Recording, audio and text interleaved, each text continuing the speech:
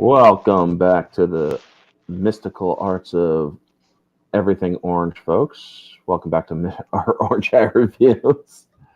Uh, I am the master of all things orange, and this is my domain.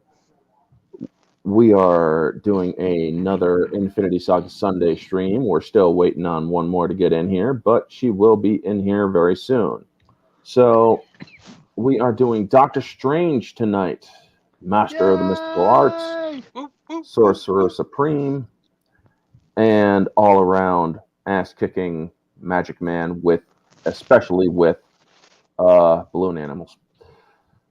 So we are going to be discussing this movie, a little bit of stuff behind the scenes, actors and whatnot, and give a little bit of our thoughts on certain little cameos and whatnot. But before we do, let's say hello to my panel. We'll start with Nerd. How you doing? Hello. Good to be here this Sunday, and looking forward to talking about this movie because it's a fun movie. Yes, it is. And Ambassador, how you doing? Well, aside from having some air on the head, I'm doing quite well, thank you. And great to be back. I've missed you all a whole bunch, and sorry I haven't been here lately, but I was like, I can't not be here for this movie because I love this movie. This is by far one of my favorite movies of Phase 3, and I saw this puppy in theaters, and I was like, finally, something where people aren't using their fists to fight things, they're using magic. Oh, and also sort of their fists. Well, yeah, martial arts. Yeah, martial arts. More upgraded fist fighting, just with more kicks and thrusts and punches and stuff. And they'll make you levitate, and staffs of the living tribunal. Like, how the hell do you pack that much power into a single staff? And then you have to think, does the living tribunal have a staff? If you know what I mean. Yeah. Anyway. And I got it. Anyway, I got it. Yeah, I do got it. I got it. I got it. All right. But we'll also say hello to the chat. We got NB Geeks. Hey, geek. Nerd. I've come to the conclusion that people today are devoid of humor and repulsed by the idea of making jokes, sarcasm, and having fun. Can I get right back to the 80s, please? Thank you. Well, we got a time stone, but it doesn't work that way, bub. Yeah, right. It sort of does. Yeah. Actually, it does work that Vanya. way. Well, yeah, but anyway. Hail to Vanya, Geek Detective Pierce. Good to see you as well. Darth Gutierrez, always a pleasure. And Geek Detective Pierce is currently working on a review for the 2007 animated film. One interesting tidbit that I find about it, the animated film and some of the lines were added into the MCU film. Isn't that interesting? Holy crap. Anime Night, good to see you. Greetings, Chad and guests. Hope all is well. Bloody hot Sunday. Oh, damn straight, it was hot today. I mean, it was so hot. It was so hot, people were putting copper wires back into the ACs. And Doctor Strange is one of my favorites and isn't useless. Exactly. And Riot Kitty, how you doing? Hello. Just a little peeved at Twitter. Yeah, I hear you. I get it. I will admit. Yeah, thank you for sending the link. So. Yep. Watching the 2000 animated film, it just gets straight into the introduction and nitty gritty. Nice. Alrighty. So 110 degrees here. Jesus Christ, where the hell do you live? I don't want to know. Do you live near Texas? Because we've had temperatures like that recently. I don't know what it was today because I was inside, but. Alrighty. Well, alrighty. So we've said hi to the chat. Thank you all for tuning in. We are about to get it started. So Doctor Strange begins. And I gotta say, the beginning of this movie really does give a kind of great shock value. And I mean, they have the zealots come in, string a librarian up and just chop his damn head off. Yes. And it's like, holy shit. Yeah, that was pretty sick. Yeah. I mean, I'm like, this is an MCU film? Holy shit. This is like phase 1 nitty gritty. You And have to remember this is a Scott Derrickson film, and he went there, and I like him for going there. I mean, Me too. I like him for going there, and it definitely put a, like you said, Orange, like this, like, wow, shock factor. You're like, oh, okay, that's what this film is. yeah. And one thing I will say about Scott Derrickson, he does not hold back from violence and death in this one. Let's just say that. I mean, Doctor Strange and Dormammu are playable characters in Marvel's Capcom or Marvel vs. Capcom 3. Isn't that interesting? Yeah, I knew No, that. Ambassador. You've been okay. I'll take care of it. I have not. I'll take care No, of it no, later. no, May I no. have a This black is not bob? going to be discussed during the stream. No, NB I'll Geeks, take care if you're of it going to later. complain in the chat, let's not, because that is considered spamming on my channel. I'll take care of it later. Sorry, Orange. It is fine. It's NB Geeks, bud. We're friends, but do not put that shit in my chat. If you have something with one of my panelists, you direct it to them in or between Elsewhere. yourselves. Elsewhere, Yeah. yes. My DMs are open, dude. Take it there. If you don't want to take it there, then leave me be. Anyway, getting back Anyway, to it. moving on. The fight between, or then after the kind of jarring head beheading, we get this great fight in the mirror dimension with Caecilius and his zealots versus the Ancient One, and she's just straight up crushing some of them to death. And it's like, oh damn, dude. So what, or how did everybody enjoy the beginning where it's just off with their head and straight up fighting in an acid trip of a mirror dimension? We'll start with the ladies first, starting with Nerdy. I will say, I visually thought this movie was an 11 out of 10. It was very acid trippy, and I'll plead the fifth, but it was very, like, if you're doing some fun stuff, you should watch this movie because it's a trip to watch. But yeah, like I was saying earlier, it was nice having this kind of like shock value in the beginning for this, head get cut off, and you're like, oh my goodness, Ambassador briefly mentioned this, that it was nice getting a magic or sorcery movie instead of just like punchy go. Although we do have some magical elements with Thor, obviously, him being an alien or whatever, but this was the first just like magic based hero that we got, and it was just a lot of fun because you're like, what can they do with this guy? And then the CGI of the movie was like, here's what we can do with it. And I just thought it was a really great intro to the film of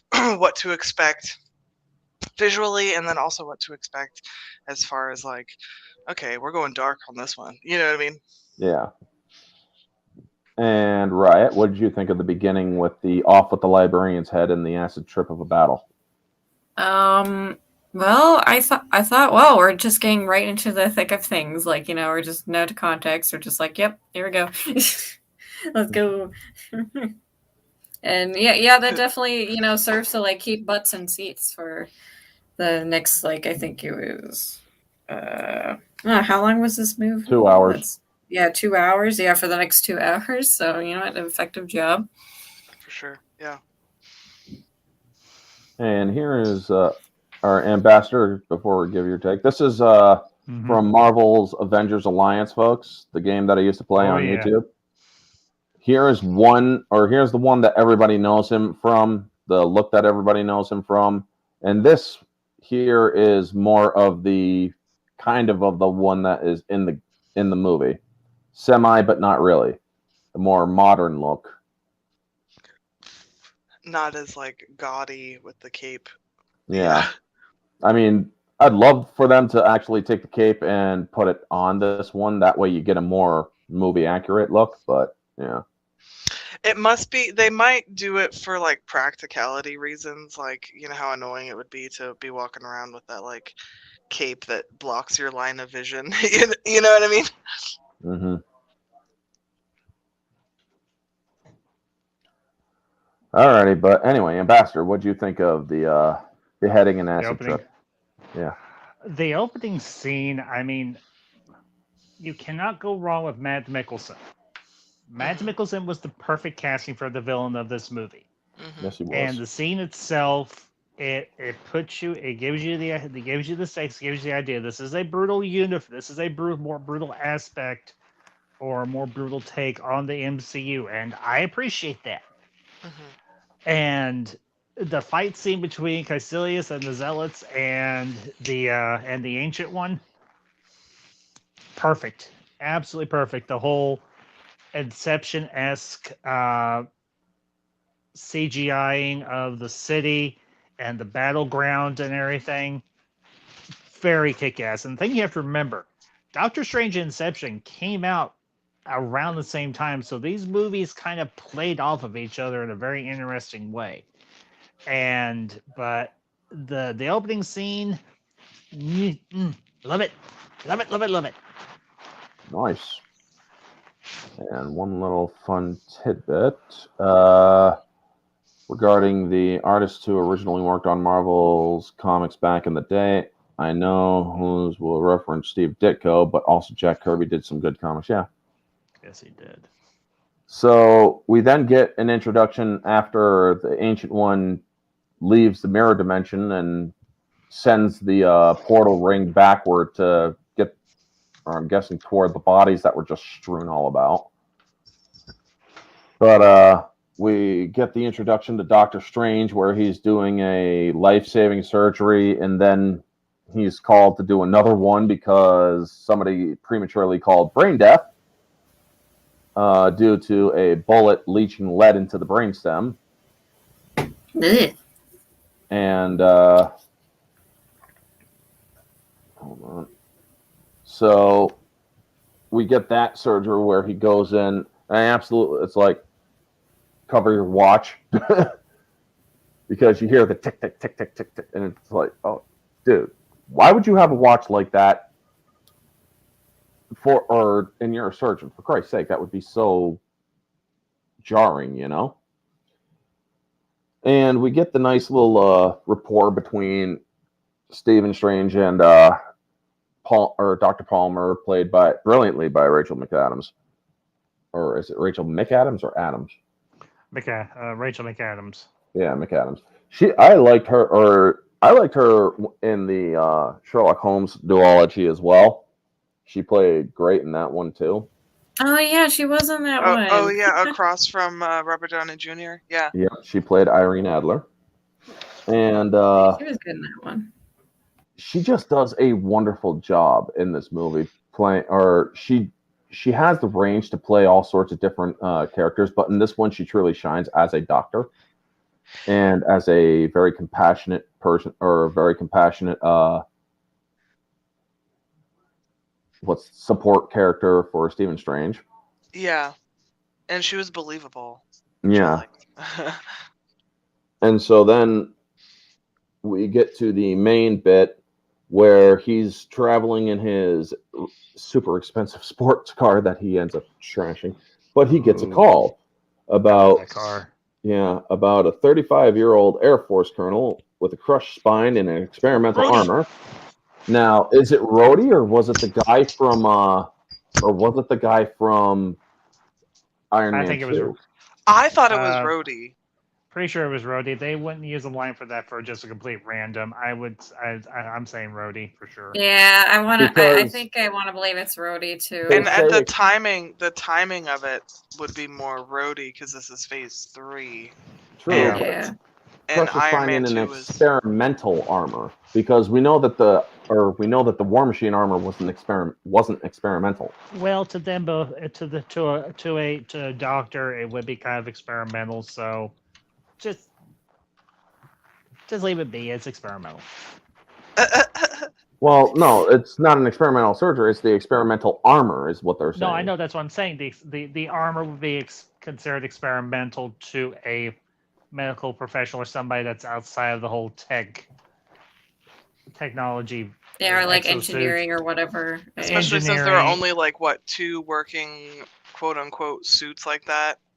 Yeah, exactly. the Iron Man suit. Well, there are different types of the Iron Man suit, obviously, but there's Iron Man and then. Not anymore.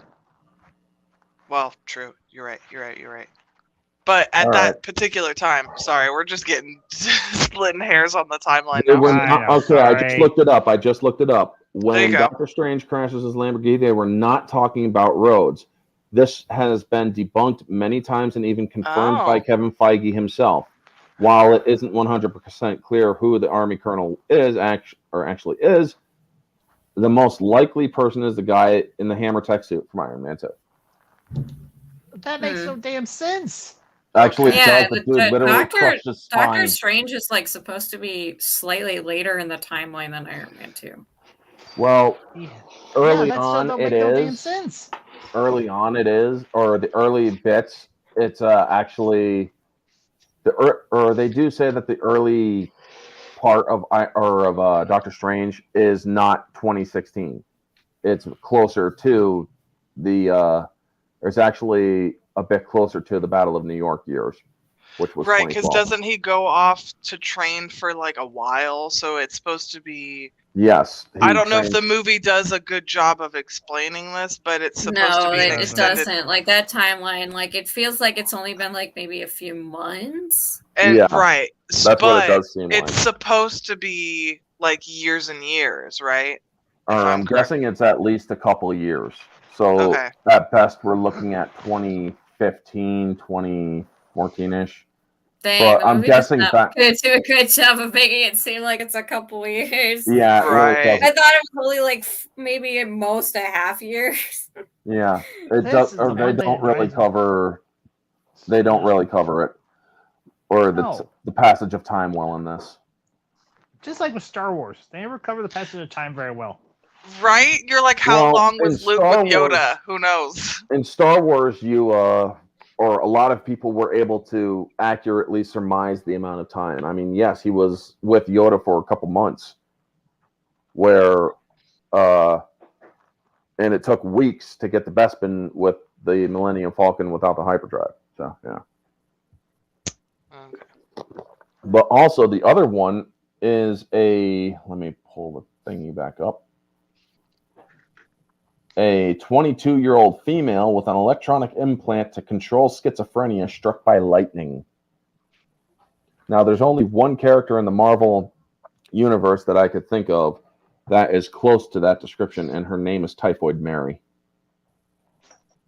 Yeah, I've heard of Typhoid. I remember Typhoid Mary. She is she was young, she was extremely attractive, and she was schizophrenic. To the point of extreme violent tendencies and also extreme innocence. So more bipolar than schizophrenic, but I don't know why, but hearing that description, it makes me think of the Metal Gear Solid ladies in like cybernetic enhanced armor. Right, the ones from Metal Gear Solid 4. Guns of Patriots, 4. yeah. Like I'm like that's just me. Like I'm just like like I'm like, you know what? I would believe if that was just a Metal Gear Solid 4. Right. I mean, it'd be funny if it was true. I mean, dead. Yeah. So then we get the crash, and I love how they show the inside of the car, how the dashboard just crushes around his hands. So it's like, and then, like the glass also like just like going right there. It's like, oh god. Yeah. So they get him in, and then he wakes up and he sees his hands, just all the fixators, and it's like, oh shit, man, his hands are done. So that crash, that crash was so freaking nuts. So ladies, I'm surprised he survived it. Sorry to interrupt. It's okay. Hey. But yeah, Kate, the crash and the life-saving surgery and whatnot. Thoughts on all? It's I was worried we were gonna get another like carbon copy of some arrogant rich guy who turns into a hero, which we had already gotten with Iron Man. So I was slightly worried about that, but I think the movie did a really good job of like the hospital scenes, and then like his I guess it was only like a short few scenes in the beginning, like before his car crash and before everything. But I think it was a really nice setup of what he did. That car crash was insane. They must have done some CGI in that, because there's no way that they just crashed that Yes, car and dummy. anybody. Right, exactly. I remember thinking like, wow, if he survives that car crash, it's gonna be I'm hard gonna for be him. honest. I think he survived the car crash Oh, yeah. because his hands were holding out like that. Yeah, right, And because right. that, Which that like is more saved his head, tragic. because like the most important part of a human, like it's in order to function, is the head, right? Right, Yeah. right, He's holding it like he's holding his hands out like this when he was Right. taking the call and stuff like that. So even though that screwed him over, that may have well saved his life. So for Yeah. sure, for sure. But for for having this guy who's like super confident in his ability with his hands, then to lose his hands like that, it was emotional. Like I definitely felt it for him. I was like, oh, poor guy. But it was a good setup, and I like that we revisit it later with the guy with no hands in Mhm. the when he's training with the monks and stuff. But yeah, no, it was definitely like a scene with the car crash. Yeah. At least for me. All right. Right, Kitty. I think with the it was kind of definitely like a very like real looking car crash. And then with like the hospital scene, I really like Benedict Cumberbatch's and Rachel McAdams' performances in that as well, where he's just Stephen is just kind of in disbelief, looking at his hands, and he keeps asking, just like he's basically like in a bit of shock, where he's asking over and over again, what did they do? And then Rachel McAdams, I like that they made her character like explain it from basically like a doctor's perspective to another doctor, where it's like she knows that Stephen will procedural. understand this stuff, where it's like, she's using medical terminology and like saying, oh, this is how long they took to find you, and then there's severe nerve damage, they did this and this to you, and then it's just like he's kind of just taking it all in, not very well. Obviously, as we've seen in a few later scenes, it's just heartbreaking for him, even though he is like Stephen Strange at this point is kind of like a son of a bitch, but he you kind of do still feel for him, because he basically just lost like what gave him meaning in his life, pretty much. Like, Yeah, you do feel like, I'm glad I wasn't the only one. I felt sad. I felt bad for the guy. I was like, oh man, it's like a pro footballer who like busts his knee out, and it's like, or oh. like a track runner who gets both legs broken, never. Right, it's like Same the again, end of yeah. your career. Yeah, it's like career ending kind of stuff. Yeah. All right. And Ambassador, your thoughts? Well, we could have very easily gotten another copy paste of Tony Stark's origin story, but we didn't, because here's the thing: while there are a few similarities between Strange and Stark, they both have massive egos. They're both professionals in their field. They're both at the top of their field. Yada yada yada. Stark is almost a self-made man. Strange kind of seeks out others to help him get himself better, and I think that does add a different layer to Strange as a character, for the simple fact that he knows he can't know everything, whereas Stark is like, I can just do it myself. Jag with everybody else. But I think seeing Strange interact with the Ancient One, interact with Wong, interact with Mordo, and some of the others, it gave it a nice added dimension to what happens to him during the car crash. And honestly, it's a great story device. Yeah. And I really do enjoy the aftermath of his recovery, where he goes from on top of the world to desperate and Yep. he ends up doing experimental surgeries to risk or to speed up the healing so he thinks he's going to get back into doing surgeries. Unfortunately, he didn't accept the reality that his hands are too messed up to ever do it again or to ever do surgery again. So he puts a stent from the radial to the brachial artery, and he starts recovering, and then he hears about this guy who broke his back, his leg wasted away, his arm was starting to do the same, and he stopped coming into physical therapy. But months later, he walked by the physical therapist on the street, and so he's like, or Strange doesn't believe it. He's like, bullshit. Well, or show me his file, and he's like, well, it may take a while to get it out of archives, but if it proves your arrogant ass wrong, worth it. So at this point, Strange is selling everything he can to get more or to try more experimental surgery.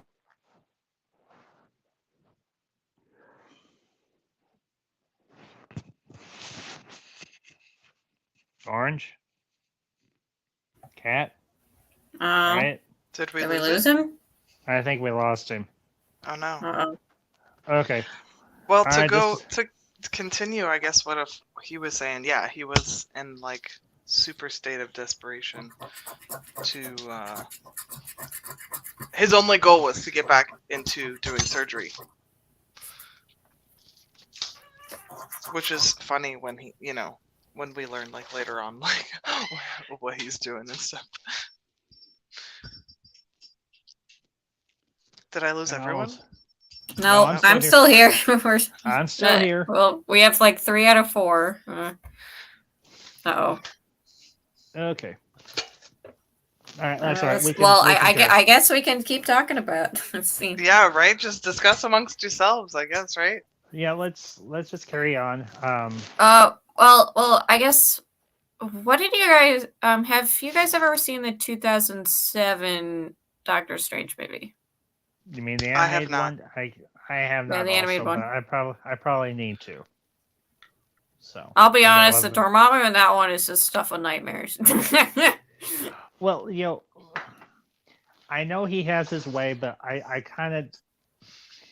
I'm not gonna say anything mean. I don't like the scene by scene breakdown.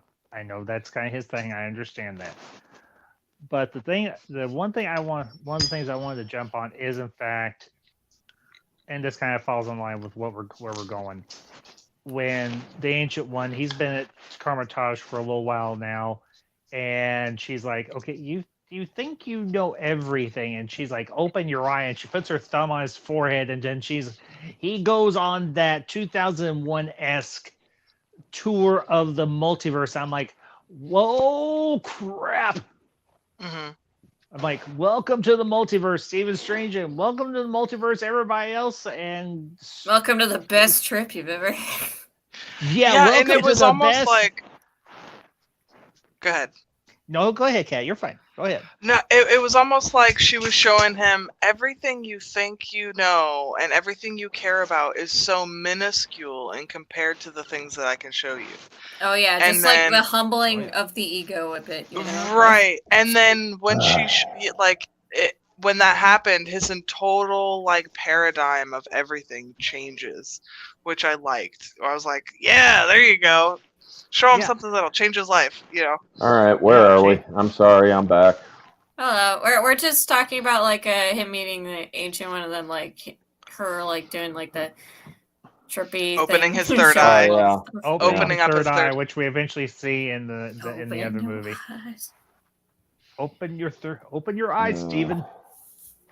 I just Trying think to of the find it. Disturbed song at the same Because time. Baron Mordo is different in the movie than he is in the comics. I'm about to show you guys Baron Mordo here. Well, I've seen Baron Mordo. I like Chike Okafor better as Baron Mordo than some bland white guy. Just saying. Okay, racist. Ah! My hairy ass, you. Baron How am I Mordo racist? is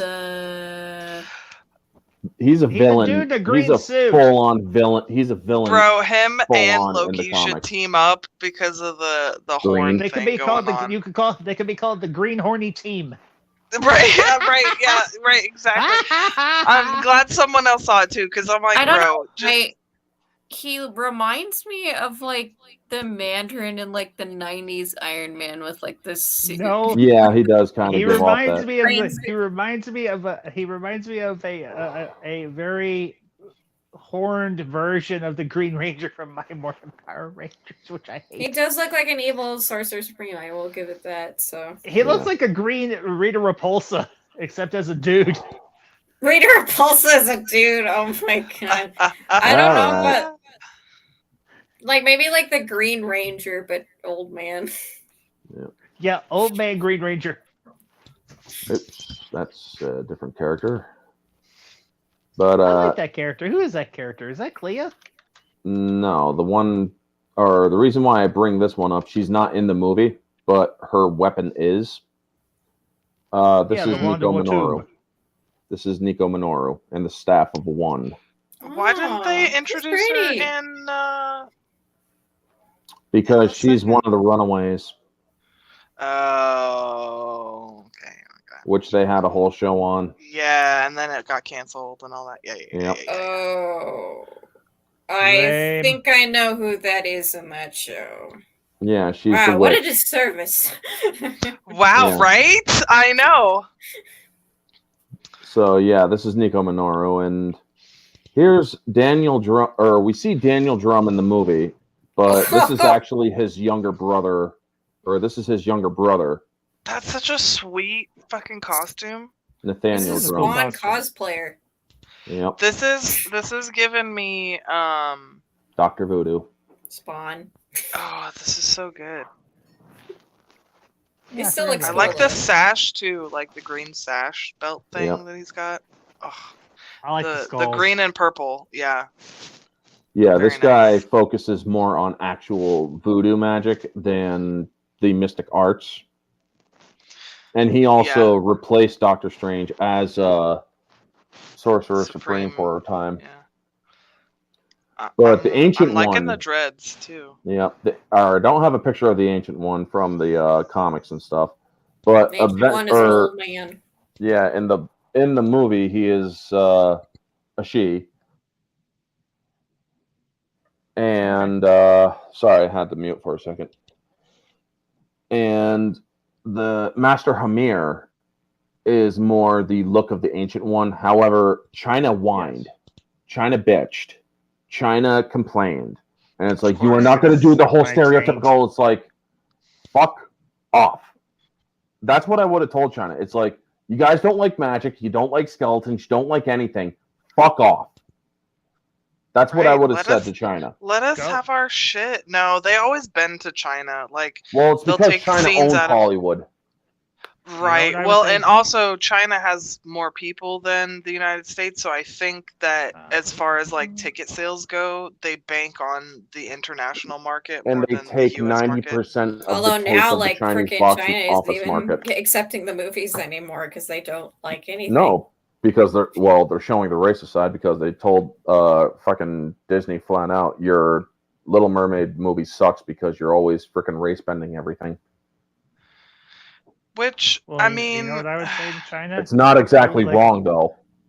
look, here's the thing: if Disney wants to make their stand, make your stand, you know. But the fact that they still cave means that they don't actually care about, you know, Well- the things that they say that they care about. Well, If it's they also the cared fact that about China ahead. owns them.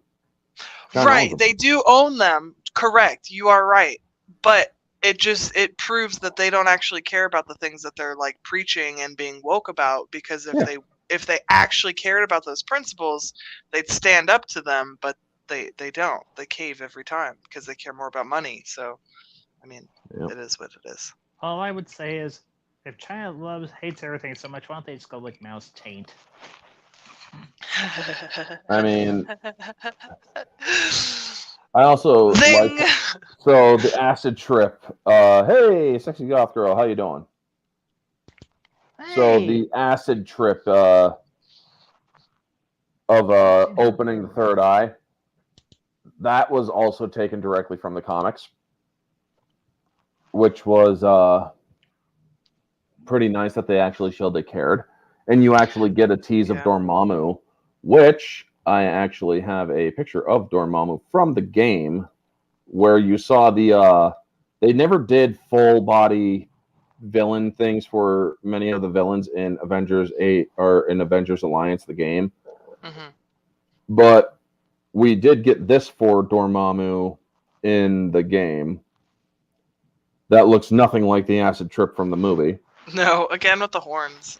Yeah. Yeah, I like to like I think my first actual like interaction with Dormammu was like, you know, not acid trippy, was like, I think it was Avengers Assemble, and then there was Yeah. like Marvel versus Capcom 3, which looked really cool. There was also the Spider-Man animated series. You know, I will say this movie gave me hope that there could be a good Fantastic Four movie, because Fantastic Four in a way has some of those like just otherworldly, very colorful, very that's cool. You know, kind of just spacey, crazy looking stuff. And this movie did a really good job visually.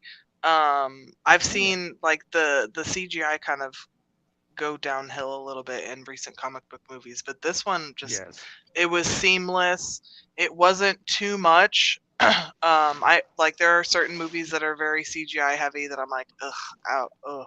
It feels like you can tell that they're like walking on a green screen. But this one was really, I don't know, it felt more seamless. But it gave me hope for there It might was be a very decent. much seamless. I mean, Right. this was actually, or where many movies you could tell a green screen. Sure. This you couldn't. really Really couldn't. Yeah, it was like I've rewatched this for this panel, and I was like, man, the CGI holds up. Like it's good. Yeah, the The CGI only is C- very is excellent in this movie. The only Yeah. CGI that's a little wonky is during the astral projection conversation between Strange and the Ancient One just before she dies. But even there, Yeah. it's still not bad. I'll say this for some of the more out there CGI shots is when Strange is going through all the different dimensions. He's going on his multiverse journey, and he goes to the dimension of nothing but hands. I love that. I absolutely. I know it's I know it's short, but I love that scene. It's like, oh my god, my fingers are turning into hands. They're turning into hands. They're turning into hands. They're turning into hands. Yeah, that was creepy as hell. And, yeah, but cool also. Yeah. I mean, who doesn't want to have creepy? Yeah. Who doesn't love want it. to have like infinite fingers and infinite hands? Think about all the stuff you could do. This is an open area to actually get extremely inappropriate, but I won't go there. Okay, I will. You can use all those fingers and hands to do all sorts of things to all sorts of people, and all at Shame once. on you. You're religious. I am religious, anyway. but I am still happily married. I won't say anything about our life, but Anyway. Yep. Anyway. Moving away from that. Moving on. I do like how they say his heart rate is dangerously elevated, and they actually pull him back, and she's like, "Yeah, he looks okay." Sends him right back out there into the frickin' acid trip, and that is where he actually glimpses Dormammu. And I'm willing to bet that Dormammu's like, "What the hell was that?" It was there, and then it was gone. Screw it. Here's Dormammu. This is a glorious dark realm. What the hell was that? Yeah, right. Right? Yeah. What was that tiny thing that just went through my domain? Yeah, it's like, what the hell was that? What the hell was that? And an hour later, he's like, "Oh, what the hell was that?" Right. So then he's like, "Teach me." No, and they kick him out. So 5 hours later, they send him back in, and he gets a room, and he's handed this thing that says Shambhala. What is this, my mantra? Wi-Fi password. We're not savages. I have to say it. Chike Okafor isn't often known for his humor, but that line That was a good line. He's like, Yeah, it was. it's a Wi-Fi password. We're not savages. Yeah, and keeping the like the brevity of it and just keeping it Yes. human and having certain lines like that of just like, yeah, okay, yeah, they're monks and they're learning this ancient thing, but yeah, like we have freaking Wi-Fi, like it was just fun. Well, to quote Hamlet, brevity is the soul of wit. Yeah. Mm-hmm. All right. So, learning magic and Wong, or introduction to Wong, played by Carter Wong. Yeah. Don't you mean Benedict Wong Wong? plays Benedict Wong. Yeah, Benedict Wong. Sorry. Hang your head in shame. Get your But, mind out of Big Trouble in Little China. Although, Anyway, who wants to get Yeah, their true. head out of Big Trouble in Little China, especially when it has all the beautiful babes. anyway, Benedict Just like Wong Rachel plays McAdams in this Wong, movie. and back on topic. I am on topic. It's Rachel McAdams. She's in this movie. This version of Wong.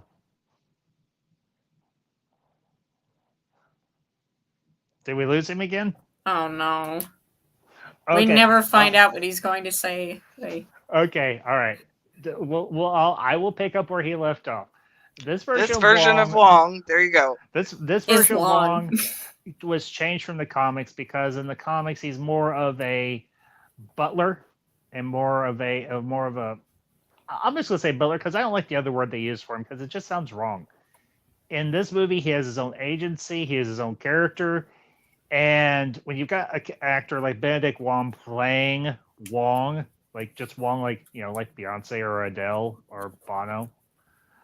Although I'll say, of all those singers, Adele is bae.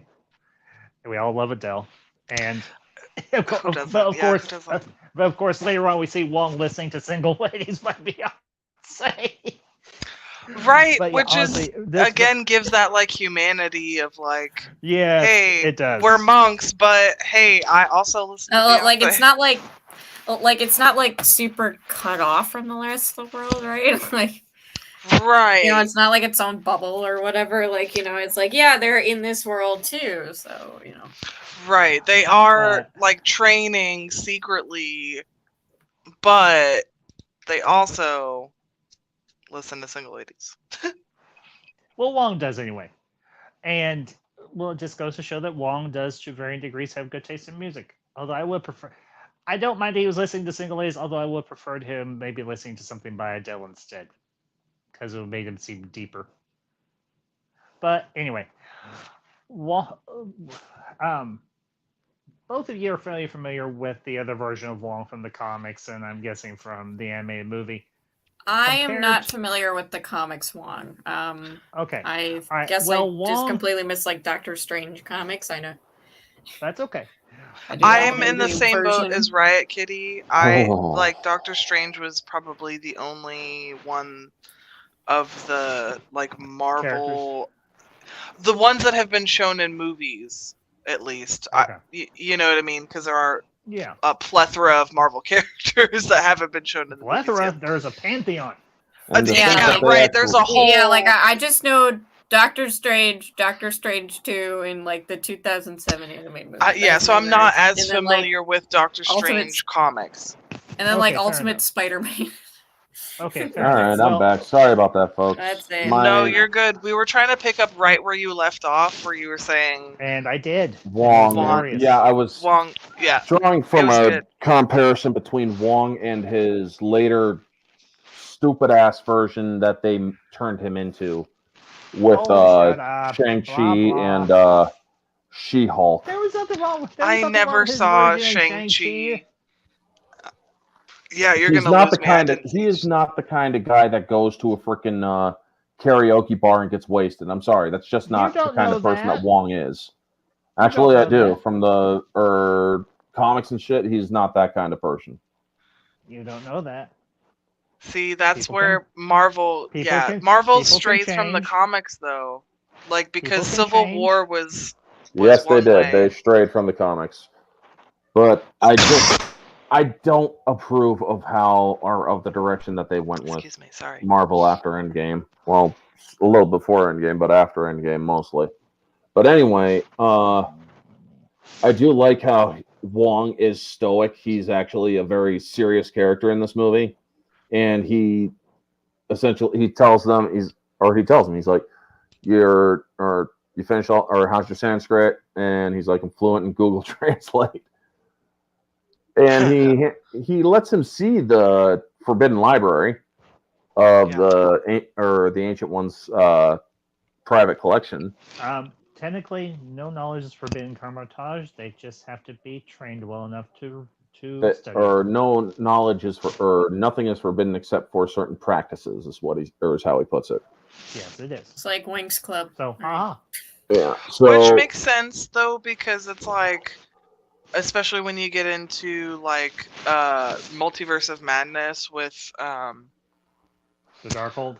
yeah, like it's understandable why certain practices are not, you know what I mean? Like The darkest of holes. right, yeah, like let's not do necromancy and some, Did you know, you just say because what I you think can you- doesn't mean you should, you know what I Yeah. mean? Right? Did you say what I think you said? The darkest of holes? What are you talking about? Riot? Ryan's being pervert, Orange. I thought you said we could be perverts here. She's being pervert too. Well, she's not always a pervert, so she gets a pass. I didn't Oh, think and that there I were rules am. until I was on a panel with Ambassador, and then Orange has to reel Ambassador.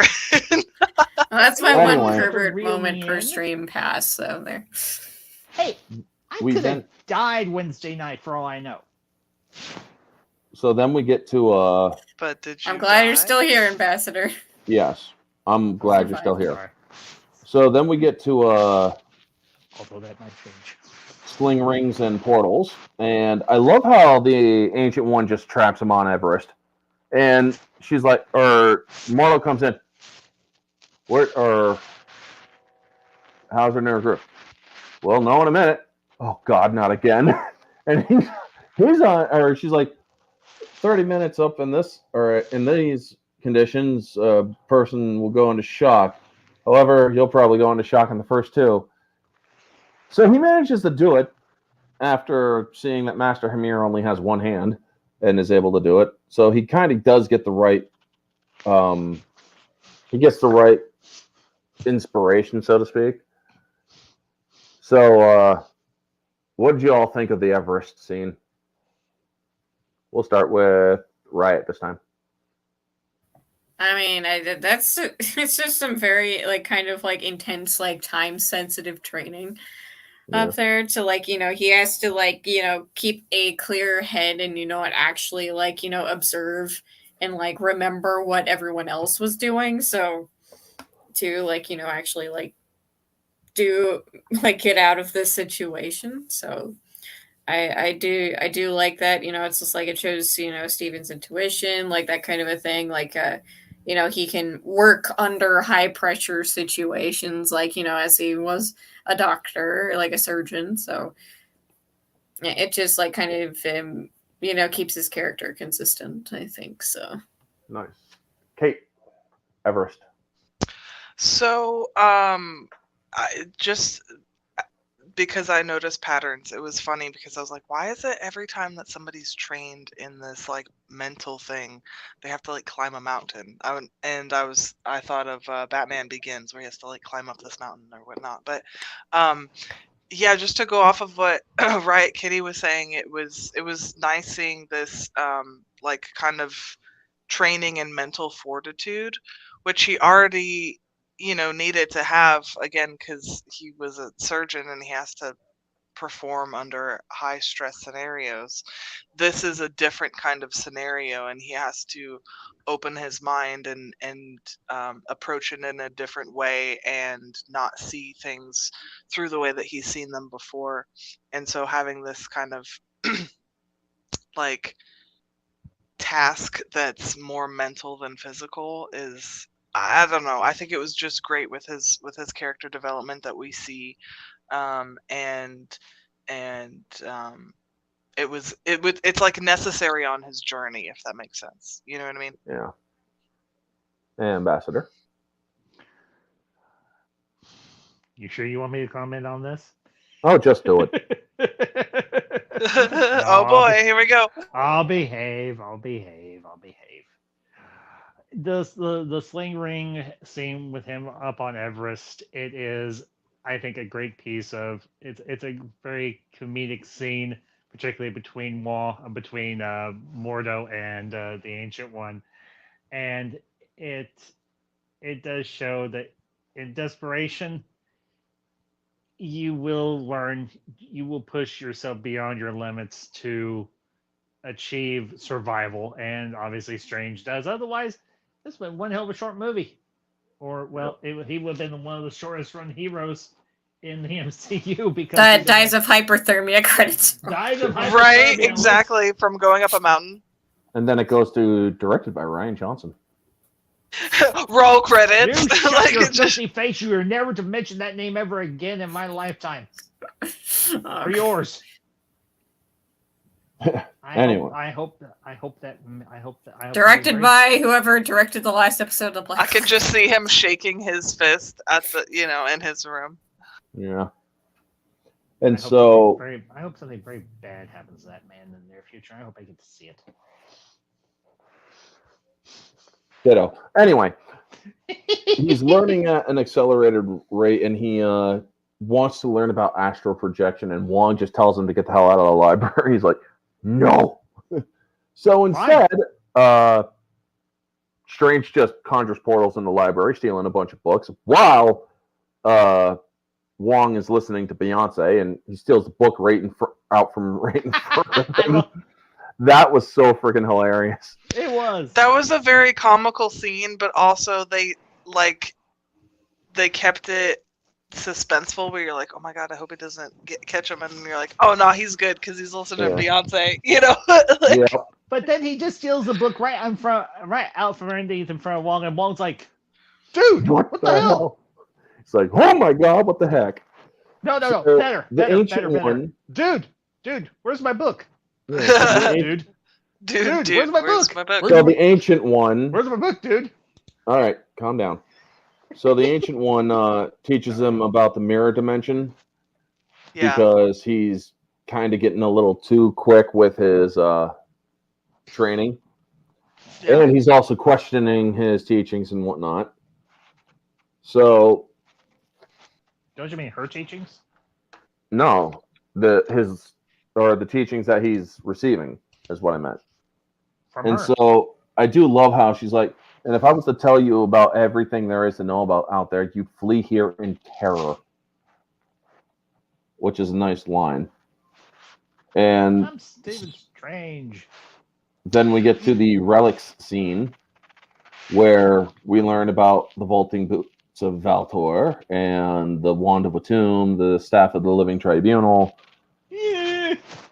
and the mystery of her age, because she's Celtic instead of Nepalese, from Nepal. You mean Tibetan?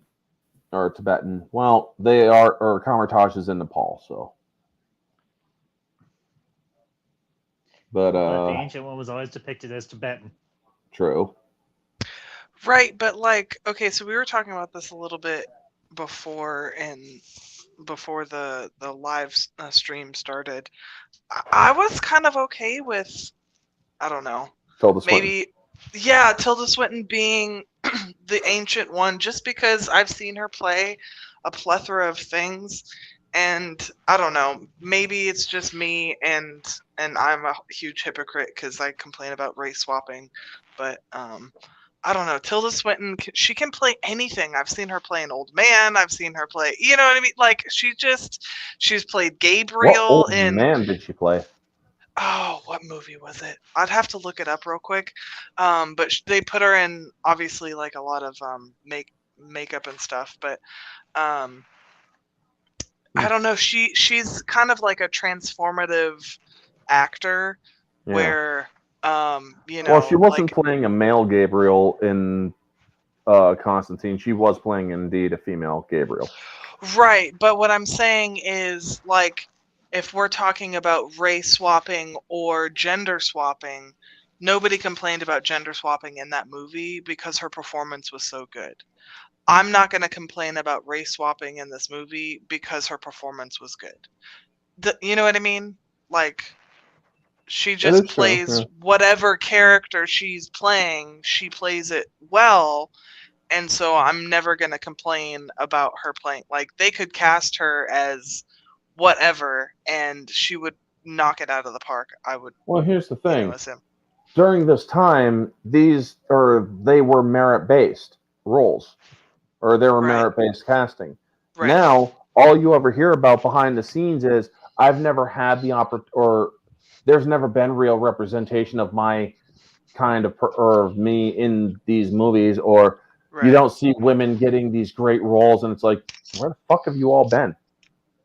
Right. It's like, have women not been getting Oscars since this whole time? Like, I mean, Tilda Swinton is one of the she's actually is one of the greater actresses I have seen in movies. She plays her roles very well. Correct. I would 100% agree with you on that. And she just, I don't know. That's why I'm not complaining about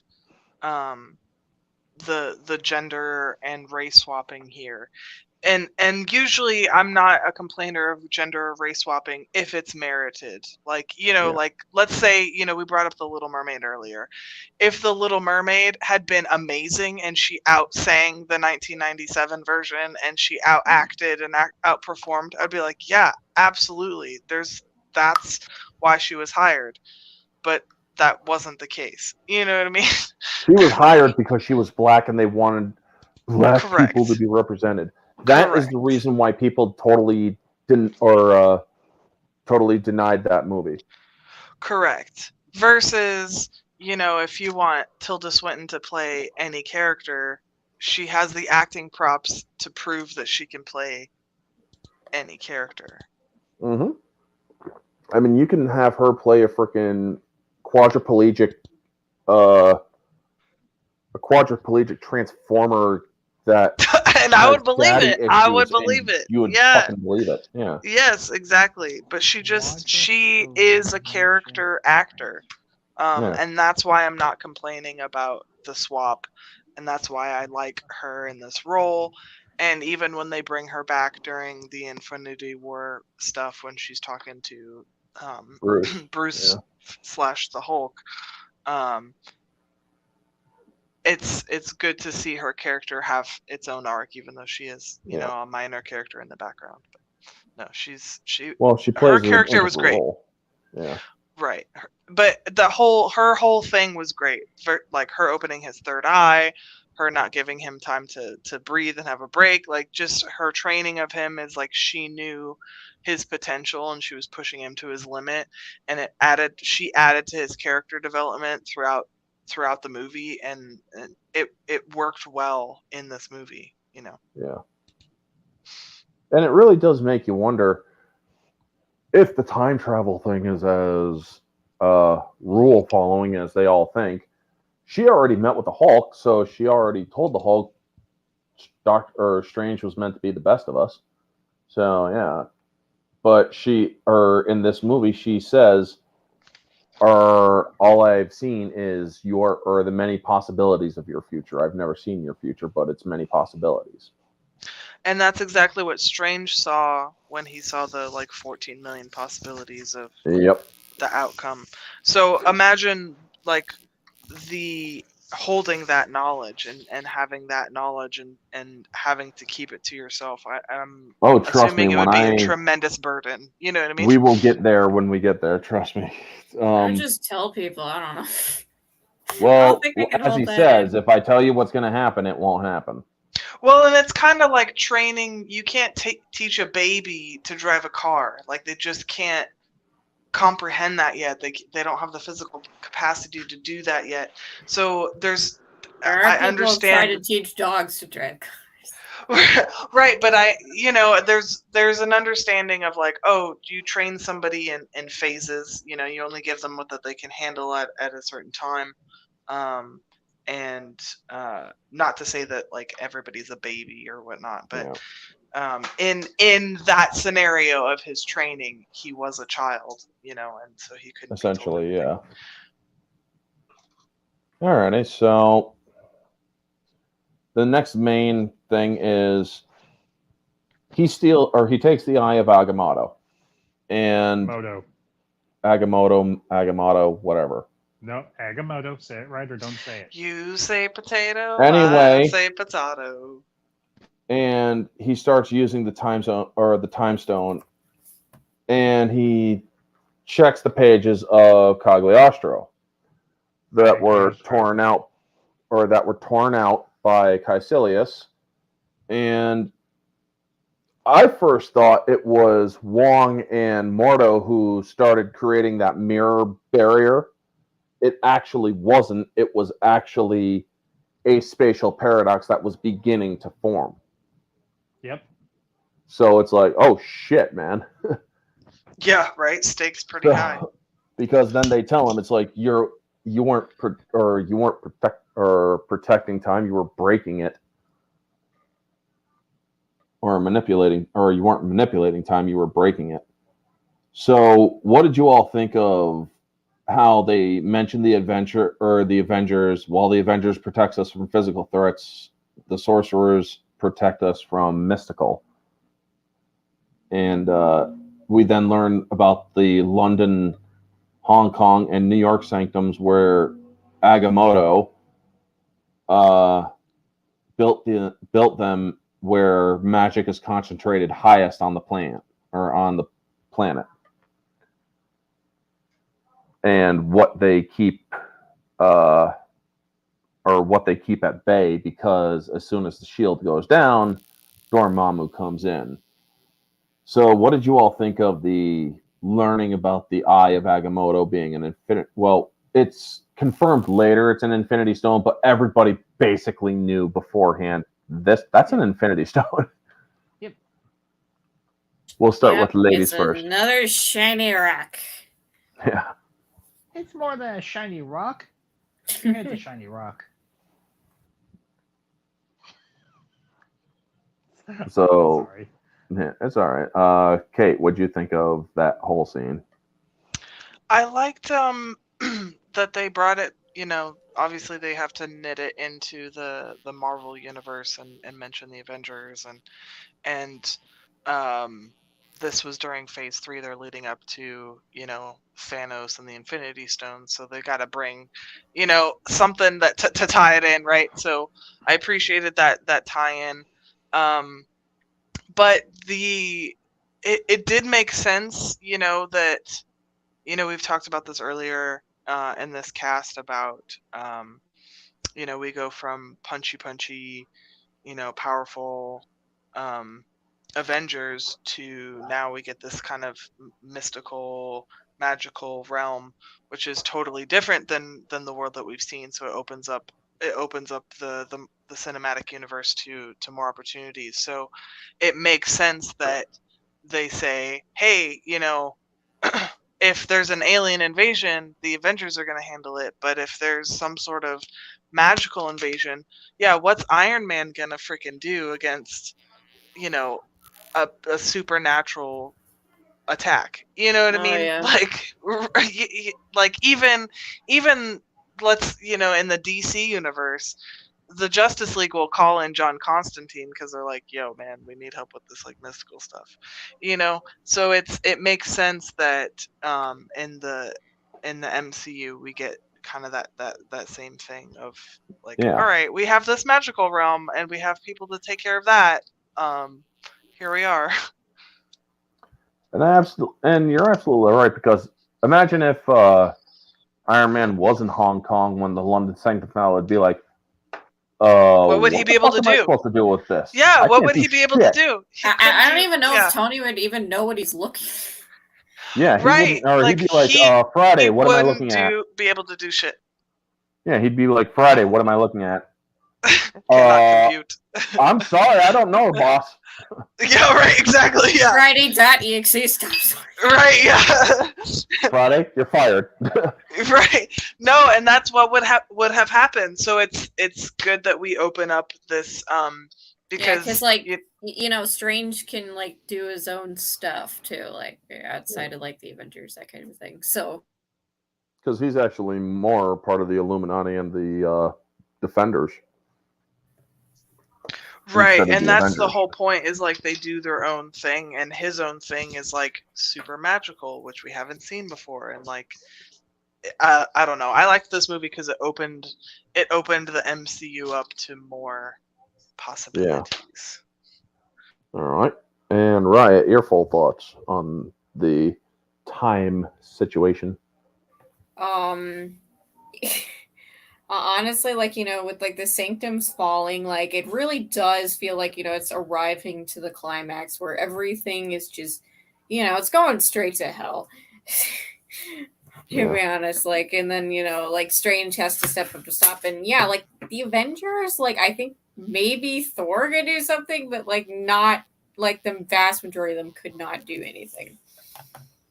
Well, even Thor wouldn't be able to with stand that- against Dormammu. Yeah, I mean, yeah, with that. Dormammu was literally throwing shit at, or throwing other planets at Strange and Luke. Right, yeah, Yeah, like, yeah, pretty much. his Like, power it's level just, it's just wasn't. madness. So, yeah, I do like these stories where it's like, it's not super focused on the cinematic universe. He is doing his own thing, as Kayla said earlier. So yeah, it's very. It's just yeah. I'm sorry. I'm like trailing off. I'm like. That's all right. I'm very tired from work. So. Ambassador. See. Oh, yeah, honestly, the whole. Here's the thing. Look at what the sorcerers did. Look at what Tony was suggesting in Age of Ultron. The sorcerers succeeded where Stark failed. Cagliostro built those sanctums, manned them with sorcerers, and said, "Okay, guys, anything bad happens, anything comes knocking at our door at a mystical level, you kick the ever-loving piss out of it," and they do. You kill it. Yeah, you kill it. Kill it. Yep. Kill it. Kick it out. You don't whatever. take any or you don't freaking offer it a chance to talk. You just kill it. No, you just No, kill on sight. Kill That's not on sight. exactly what happened. Yeah. Yeah. Except that's not exactly what happens in this one. It's like, Daniel, No, that's like, enough talk, die. Yeah. That's what if But- they would have came in, it'd be like, I'm sorry, but you're dead. I'm not going to waste words. Right, And there's I no. would have Yeah. had a lot more. I would have had more than one just sorcerer in each of those sanctums. Yep. Just saying. I know Sure, they got man. people I they got to agree. teach. I know they got people they got to train. But you've got people there that have had no training. Give those masters that are at the sanctum some backup. Yep. You know, But you that's got a trouble. tale as old as time, though, where it's like, oh, we haven't seen an attack in blah blah blah amount of time, like we see it in Game of Thrones, where like the Night's Watch doesn't have enough people. Like it's just. And then a tale as also, old. they Tale don't as old as expect them time. to be this powerful because they're starting to draw from the dark dimension, which is giving them the ability to manipulate the outer world in the way that the mirror dimension can be manipulated. Right, and that's their mistake, is they didn't expect them to be so powerful, and so when they come back, they're like, "Oh my God, what's going on?" Yeah.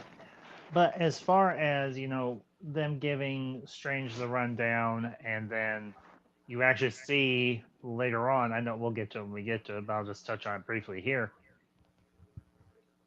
The concept behind the sanctums, it's a brilliant idea. Mm-hmm. And I think, and the design for the New York sanctum, it's taken right out of the comic books, maybe embellished some, and maybe fleshed out more. But I have to say, the set design for the sanctum, and especially for Carmitage, especially the main sanctum that connects all the others, where you have the Eye of Agamotto. I love that. I love that entire set. I love the design. I love the concept where you just walk through a portal and poof, you're there. Poof, you're in Hong Kong. Poof, you're in London. Poof, you're in New York City. 3 great places to get some really good food too. Just saying. Think about it. Couldn't say about Hong Kong or What's three places that you could go get real good food from? London, New York, Hong Kong. Just saying. Oh, I would wouldn't argue wouldn't about know. London. I wouldn't know. London, cat, fish and chips. So Okay, fish and yeah, fries. Okay. but okay, yeah. Okay, all right. Fish and chips. There might be a few other things. Maybe if you want a good full English breakfast, go to London. Why are you talking about English breakfast? Anyway, We're getting off topic. Sorry. We're Sorry, like, I'm not trying set to up get us the off topic. sanctums in the places that we want food. Is what he's I saying. step away for 2 seconds and this becomes a breakfast stream. Yeah. So immediately in that scene, after that scene, the sanctums are attacked. The London sanctum falls, and they go straight to New York. And I like the New York sanctum because it shows, or let me pull up the talking points because there's a couple of relics that are very important in the scene.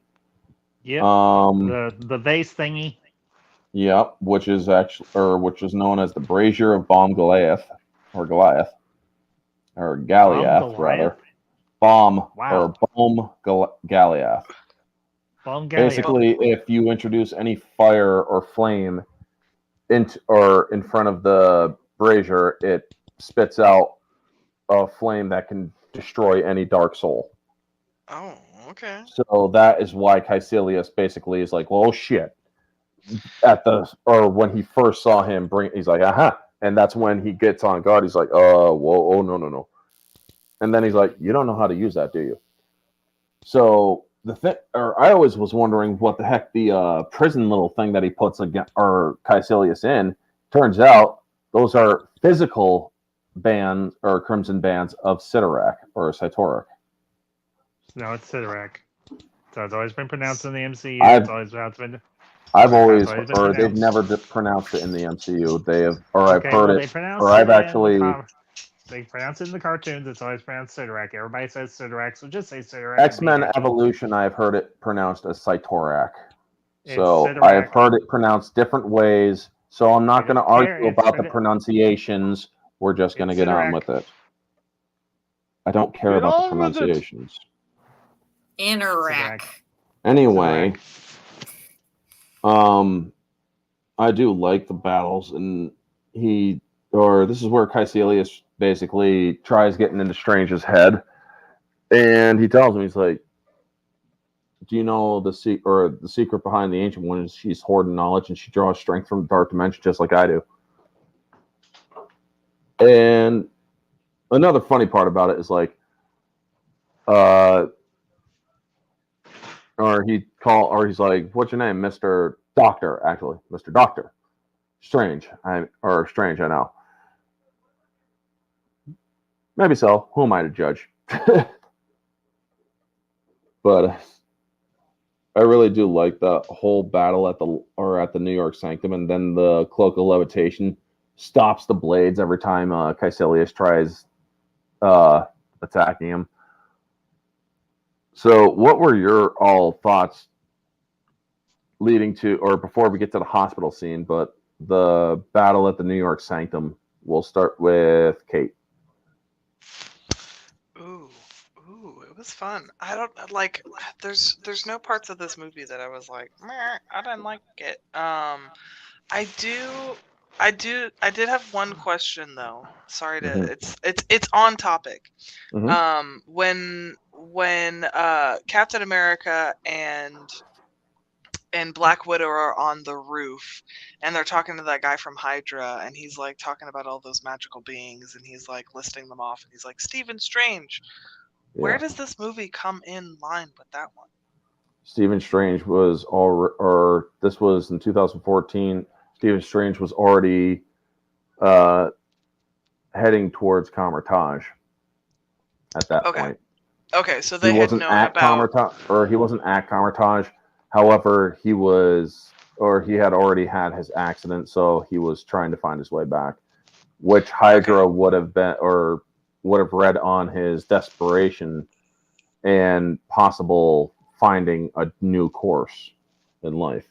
Okay, all right. I was just like, I remember that scene, and I remember them mentioning him, and when they mentioned him, I was like, oh, sweet, they're gonna fucking introduce... Sorry, swearing. Go ahead. No. Swearing's allowed. Fuck yeah. They're gonna introduce... It's already been over 30 seconds, so you can see. right, I can start again. I was like, yeah, sweet, they're gonna introduce, Stephen Strange, and then we get this movie, and it lived up to... I don't know, it just lived up to... It lived up to that moment. Right, exactly. Like, I was expecting it, and then it lived up to it, but anyway.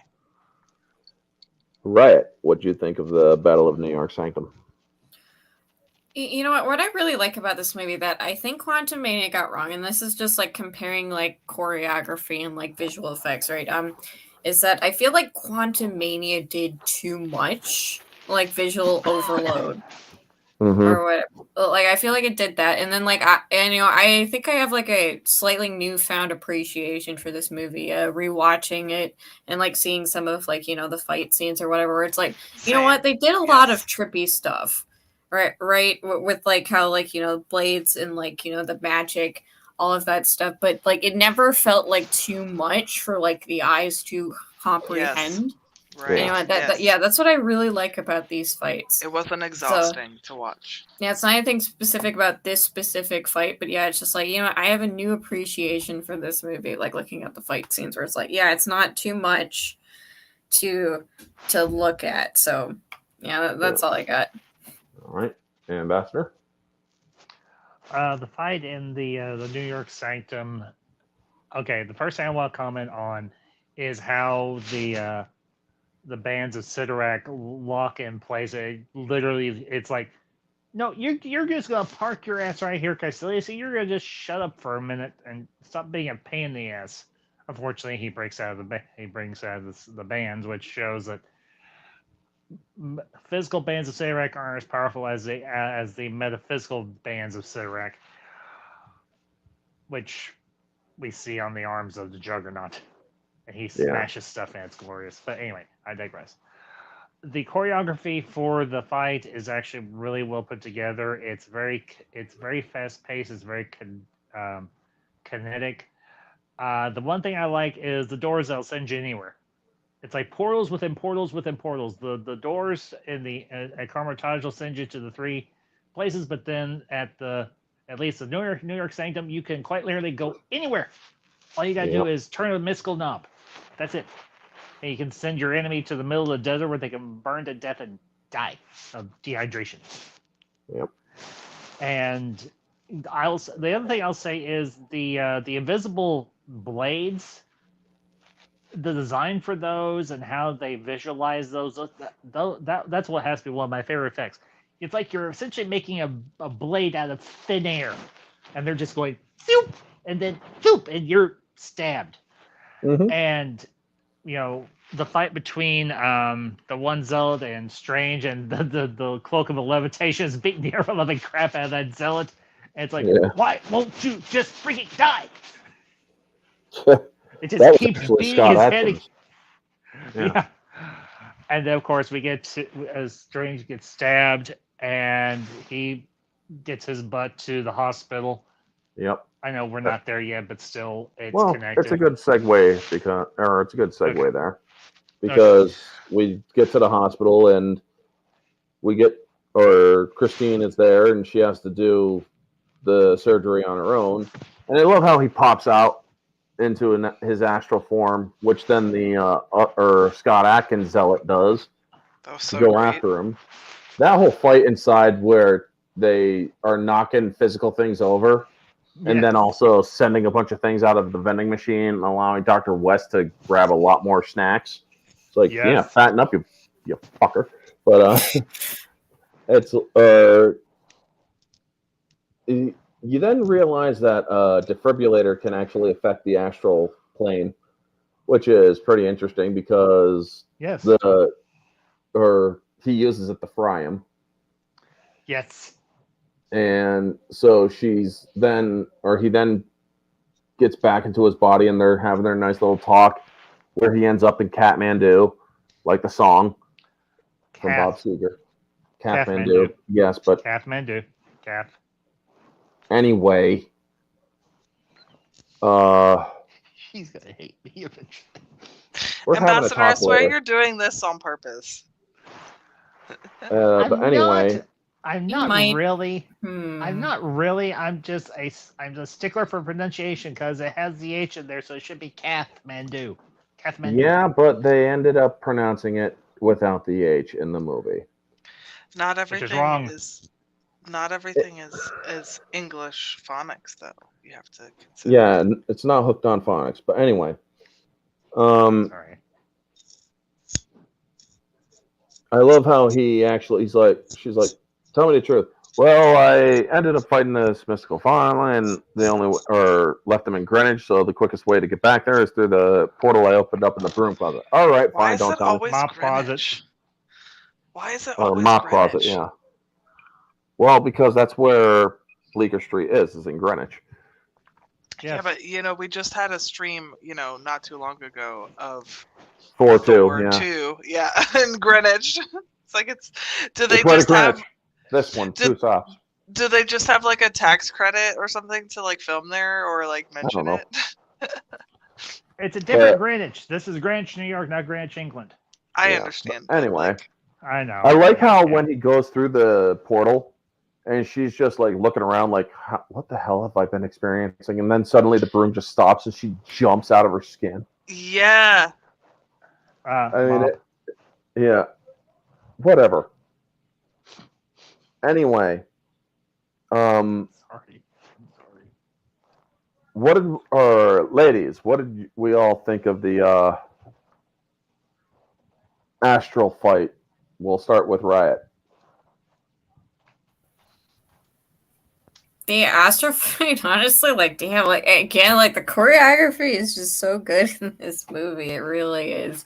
Like, it's just kind of like, it's like too trippy. Like, it's difficult to, like, describe my feelings towards it. We're just like, you know what? It's just a really cool fight. That's all I'm saying.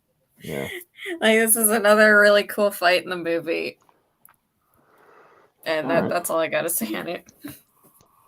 Kate? Yeah, I would agree. It's a cool fight, and it's fun to see. I liked the commentary where he like basically like backseat drives his own, like his own surgery. Oh you my know. god, yeah. Yeah, that was You know, great. It's just like, Just a little to the left. like anybody would be like freaking out, like some voice in your head. It's just right, and it's he's like, here, just do this. It's like, what the- yeah, he's like, no, let me help you in the surgery of my own body, which is kind of cool. If you think about it, like being a surgeon, you can just be like, hey, do this. Hey, you want to use this tool?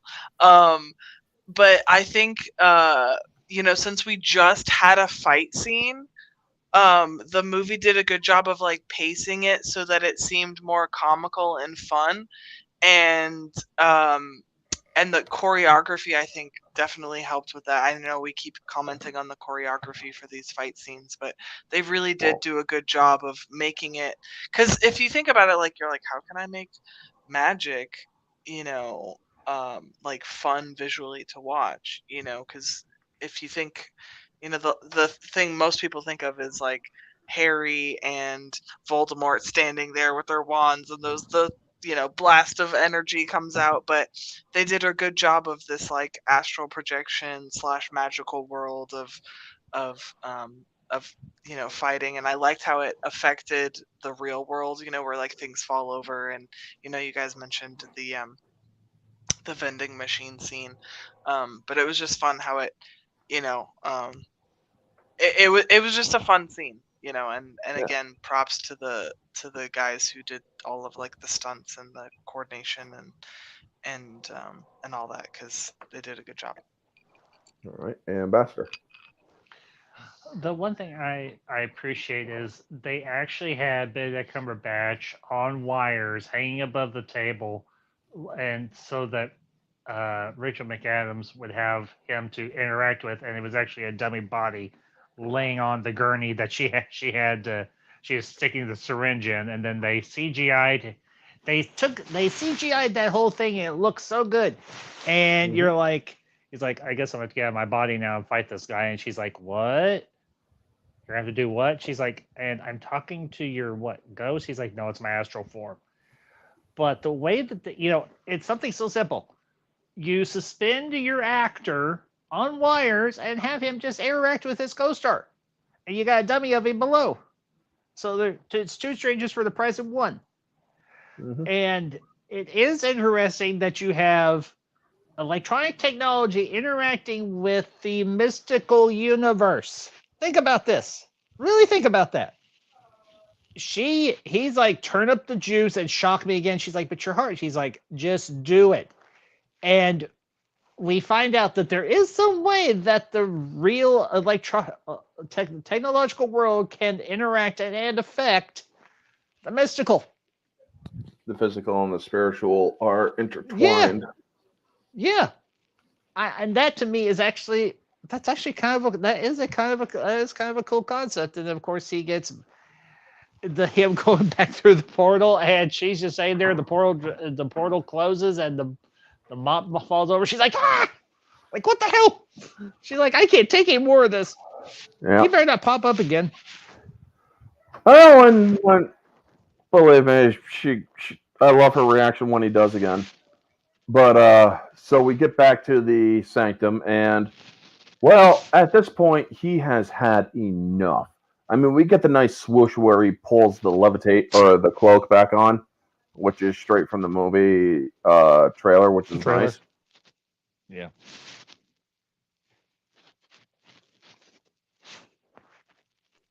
Oh, Did we no. lose him again? Did we lose him again? Oh no! We lost him. We lost him again. Okay. No. All right. I'll pick up the slack. So essentially, Strange gets back to the New York Sanctum, and he goes back to Carmontage. He's like, okay, crap's about to get real, guys. Crap's about to pop off. And he's talking to Mordo, and Mordo's just beside himself. And they go back. They go back through. They go back to New York, and sure enough, Caecilius is there again. And then who shows up? The Ancient One pops up, and she's like, "All right, children, enough. Enough is enough. I've had enough of y'all acting like a bunch of idiots." She's about to round those kids up. Yeah. She's about to round those kids up, and she's about to kick some ass. She's about to take them all to the mystical woodshed, and give them all a proper mystical spanking. Like, yeah. 2 bops on the head. Yeah, no, that's where 2 pops on the head. She makes it where they can't sit no more. Right. And anyway, I'm being a little tongue in cheek here, obviously, but right, we'll start with you first. Or anything? No offense, Kat, but we'll give Riot a turn. Or anything? No, you're good. The fight scene with Caecilius and his band of miscreants, and Strange and Mordo, and then the Ancient One coming in and kind of both kicking ass, and well, unfortunately, we get her very emotional death scene. So, Riot, your thoughts on any or all of those parts? I did. Oh gosh, I did get a little teary eyed seeing the Ancient One's death, when I first watched it. You know, it's just like, dang, that just happened, and it's like I failed to see how this can get any worse. Yeah, and I just I was kind of just taken aback a little bit with it. I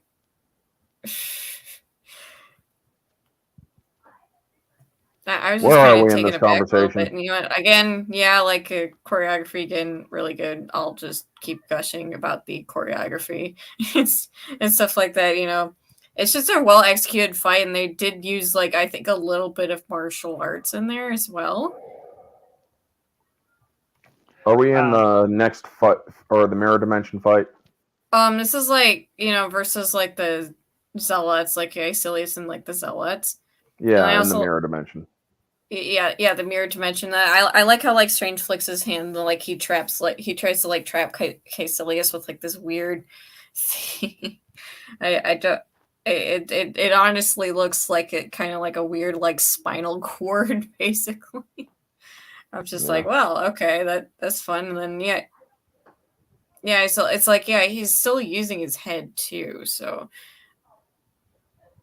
yeah, that's about all I gotta say on that. It just shows again intuition of Stephen Strange, and his smarts and stuff, street smarts, I guess. Say.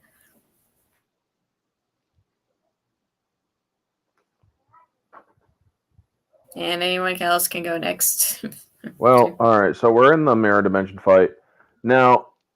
The brown-haired zealot. Her name is Zara Pythian. Don't care how it's pronounced. A lot of people don't realize this, but she's actually currently doing prison time, and most likely for the rest of her life.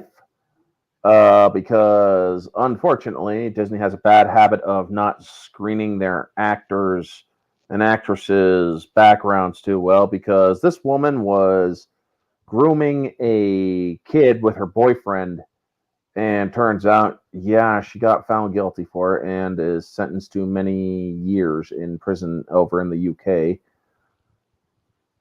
So, aside from that, I do like the battle in the mirror dimension because you also get the Stan Lee cameo where he's reading a book, Yes.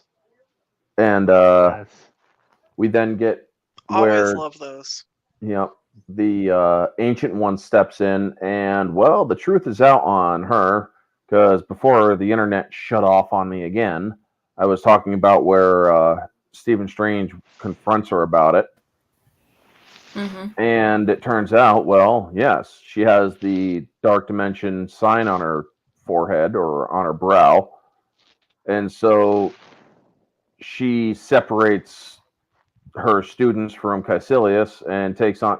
I love how she takes on all of them, and Caecilius tries the ground pound wave thing, and she just sends it right back at him. Yes.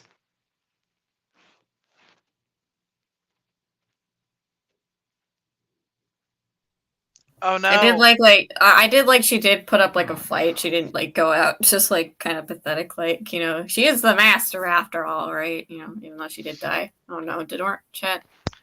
Yeah, I she think his- did show like why she was in the position that she was, even though she did die. I don't think she went out like you're like, oh well, that I didn't think like, oh, that was too easy. You know what I mean? Well, yeah, you know, like that thing, like where like a lot of like shows and TV, like in movies, do like where it's like, oh, here's like the old master guy, and then bam, suddenly behind knife in the stomach, and then that's it, right? You know, you do get an extended fight scene with her, so you know, there's like build up Right. at least, you know, and there's more emotional gravitas. Right, and she Yeah. shows off her abilities a bit, and it's not super quick, you know. Well, if you think Yeah. about it, this movie, she is very much a prominent character throughout, and you do see her abilities both in a combat and a non-combat uh, setting. But in a combat Right. setting, she just schools Caecilius, even though she does end up falling several stories through a plate glass Yeah. awning and onto the sidewalk, and Strange and Mordo run up, and they're like, "Oh crap!" And you're like, "Oh crap!" Here's the thing: they did something interesting with the Ancient One for this movie. They tied her and they tied the character into the main plot of the story, that being manipulation of the mystical for I don't want to say okay, I want to say one's benefit, but for in this instance, it's an altruistic benefit, not a selfish or a malicious or a deceptive benefit. She's doing this to protect the world because she realizes that the world needs someone to protect it from mystical threats until somebody else can come along that can do it. I would agree with And you on that one because you don't understand her motive a lot of the times, but yeah, then when you understand that, oh hey, she's doing this because she can see the future, and she yeah. understands that like she's not powerful enough, and somebody else has to come in and do something. You know what I mean? So I know it's I understand to a degree why Mordo reacts the way he reacts, and what he says is true because that plot line or that through line does follow through with with Spider-Man No Way Home, but also Doctor Strange and Multiverse of Madness, and even to a degree, Spider-Man Across the Spider-Verse, because well, that movie is referenced in Spider-Man Across the Spider-Verse. The bill always comes due. And eventually what happens in this movie will have repercussions down the road, and what Strange does later on down the road will also have repercussions. The interesting thing, the moral discussion that's taking place, especially between Strange and the Ancient One in the astral realm, is she's like, I'm even now at my end, I'm using the mystical arts to stretch one moment out into 1,000. And she's right, she is. Yeah. But she's trying to teach Strange something. That you can at times do a wrong thing for the right reason. Even Yeah. with the mystical arts, Yeah. you can do a wrong thing if you have the right mindset, and if you're willing to accept the consequences of that decision.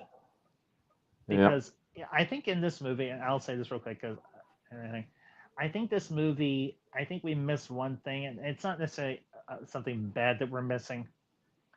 We're missing the moral discussion on exercise of power, particularly when it comes to Caecilius and to Strange and to the Ancient One, and even to a degree Mordo, because he's almost the balance. He's trying to balance everything out.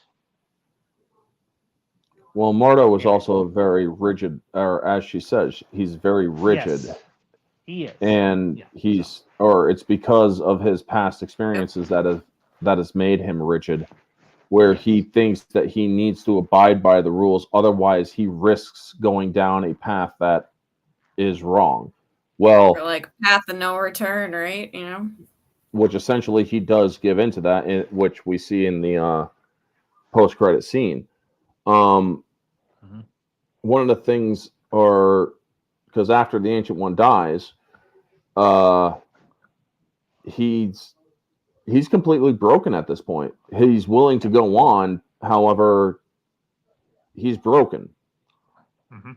And I love how they do the reversal of time in Hong Kong and Oh, I love that sequence. the release of the Dark Dimension, which is pretty cool. I mean, don't get me wrong, the insanity of the choreography in that scene is great, but I know I'm glossing over a lot, but the one thing I do want to touch on is when they're reversing time to the point where you see the sanctum fully restored, notice that the dark dimension, it disappears the moment the sanctum is restored. Meaning, at the second that sanctum was destroyed, the absolute second the sanctum was destroyed, the dark dimension started emerging. Yep. Mhm. Yeah, because they're basically Dormammu- like the seals for that, like the locks basically on the Dark Dimension. Yep. Dormammu was basically chomping at the bit to get onto Earth. Mhm. Because it was said by Wong, he wants Earth most of all. And That's the one thing. It's that's always the one thing. Earth. It's always Earth. Well, the question. well, here's in the thing, Marvel here's universe, Earth is a prime, or Earth is literally the center point of the multiverse. Yeah. And in the DC universe, it has the anti-life equation. Yeah, which we don't Yeah. care about because, well, we just don't care. Different universe. So Right. Yeah. It's crazy that Earth is always the focal point every Yeah. time. Well, it's our fantasy that we're the center of the universe, so That's true. so getting to the dark dimension and Dormammu, where he creates a time loop, Oh, man. is absolutely freaking rad, because you see just how powerful this character is. He's like, you can never win. No, but I can lose over and over. And he's like, you'll suffer greatly. Pain's an old friend. I mean, Steven dies like 12 times or something in this scene. Yeah. And Mamu, I've come to buy. And chances are he died even more than that in the movie's real life, where he dies like hundreds of times, most likely. Yeah. But I love how they show just how powerful Dormammu is, where he sends a planet at him, he freaking crushes him with his hand, spits energy at him, manipulates the topography of the ground underneath him, stabbing the hell out of him and all that. And he's I love that he It's- just like defeats him by like boredom. Like, Yeah. you know, him by being boredom. annoying. It's not boredom.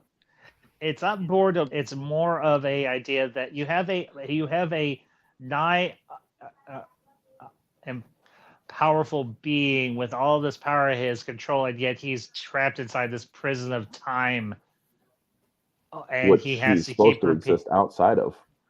Yeah, but here's the thing. Steven says succinctly, I brought a little bit of my dimension to yours. I brought time. He brought the time stone itself, which is the focus of all temporal activity in the Marvel, that particular Yeah. version of the Marvel universe. So he quite literally brought time from one dimension to another, and he trapped Dormammu in a time loop. And for a being like Dormammu, not only is he all powerful, but he exists outside of time. He's like, time is a prison. I don't want to be here. Let me go. It's like solitary confinement with somebody really annoying. Yeah, I just say he defeats him by being annoying. Yeah, he Defeats basically him by tells him, being he's like, what do you annoying? want? Yeah. He's like, what do you want? End your assault on my world, take your zealots and leave, and don't ever come back. It's that simple. Yeah. And so I love it when he comes back down. Caecilius is like, wait, what have you done?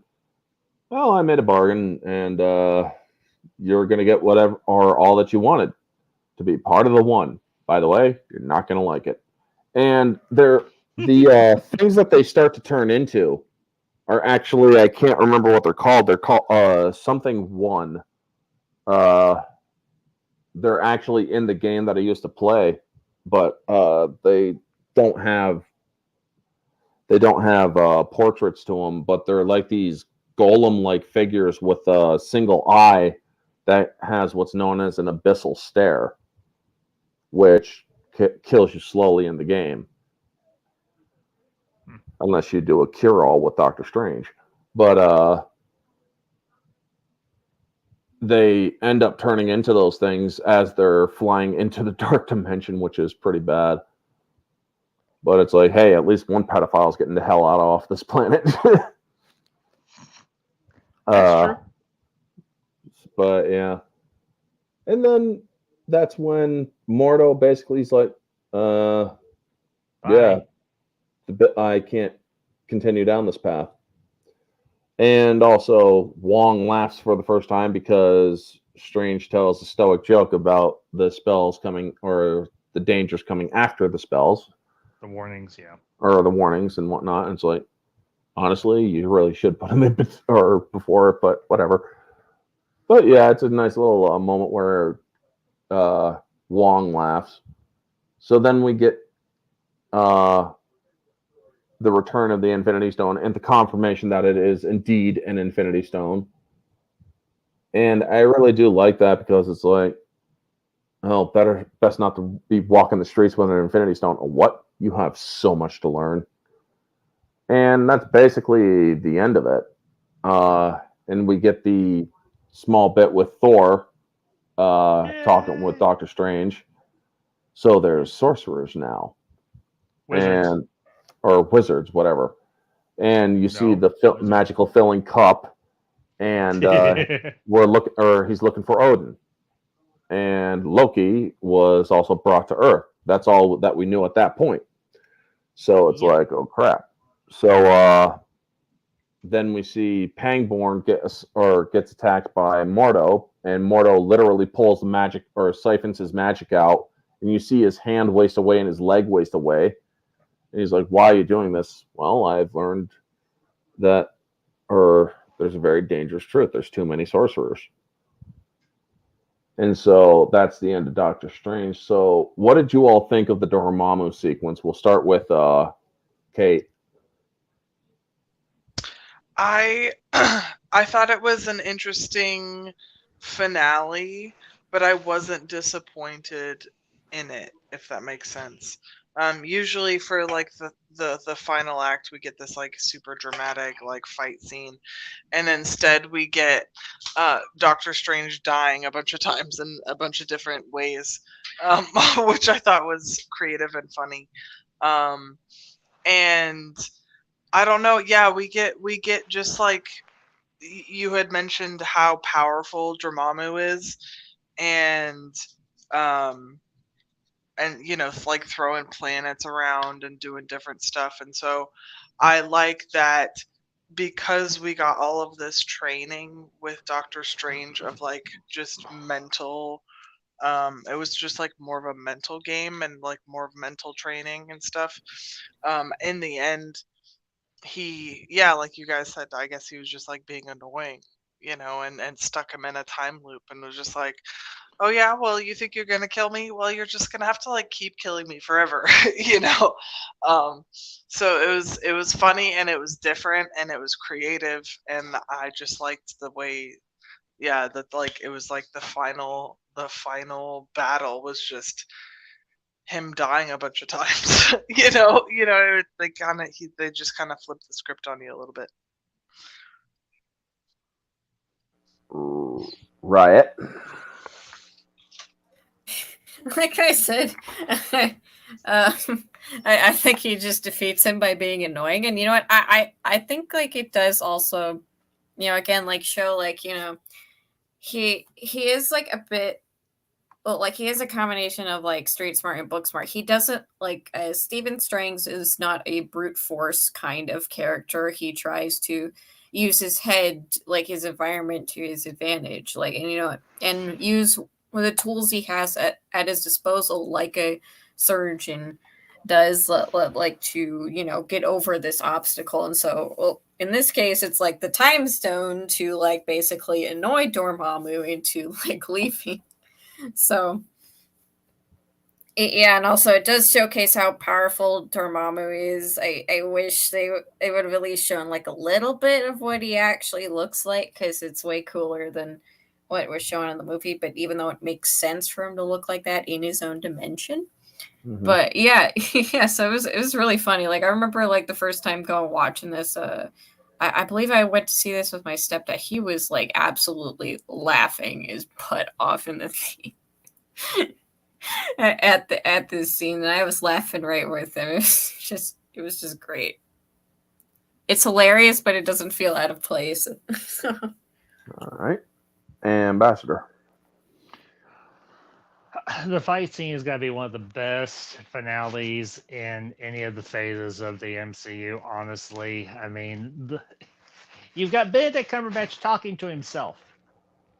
And it's glorious because he has such range as an actor. I mean, it's not the first time that he's done a CGI character. Obviously, he did the voice and he did the physical performance for Smaug. Yep. Oh, why did that have to be so bad? Why did that have to be the good part and everything else suck? Anyway, I digress. Sorry. I see it more as more complex than the way Riot put it, but at the same time, I see what Riot's trying to say. It's she's being tongue in cheek. She's being funny. When you're Yes, trying to outwit a seemingly all powerful being, and you're just a pathetic little mortal, but you have the ability to manipulate time. What are you gonna do? You're gonna put the all powerful being in a time loop, and you're gonna make him kill you over and over and over and over again. You're Like gonna a smart be ass. Like a smartass about it. Yeah, he was you're being a gonna smartass. you're gonna Oh my god, that the meme was everywhere. Like Dormammu, I've come to bargain. Oh, It everywhere really for a while It too. was. It was. I think we should bring that meme back. Dormammu They- have come to bargain. Make the MCU better again. Yeah. Dormammu have come to bargain. Make Star Wars good again. Dormammu, I've come to bargain. And there's another one where Dormammu Can have you come to take bargain. Biden? There's one where Dormammu have come to bargain. He's like, "What do you want?"